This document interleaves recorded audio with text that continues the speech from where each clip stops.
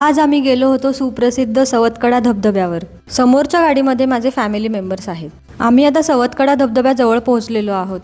खाली धबधब्यावर जाण्यासाठी एक छोटा ट्रेक करून उतरावं लागतं।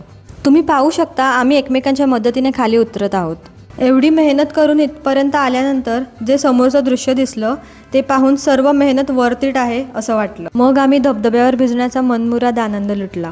या मान्सून सीझनमध्ये तुमच्या प्रियजनांसोबत सवतकडा धबधब्यावर यायचा प्लॅन नक्की बनवा।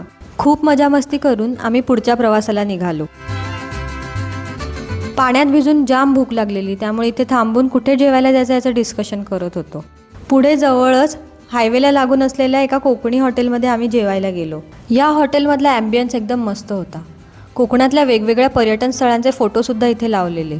समोरचा मेनू बोर्ड तुम्ही पाहू शकता। इथे चुलीवरचं जेवण मिळतं। नंतर बाहेर पाऊस सुरू झाला। थंडगार वातावरणात चुलीवरच्या गरमागरम जेवणाचा आम्ही आस्वाद घेतला। नंतर आम्ही घरी जायला निघालो। चला भेटूया पुढच्या व्हिडिओमध्ये। फॉलो करायला विसरू नका। Bye bye.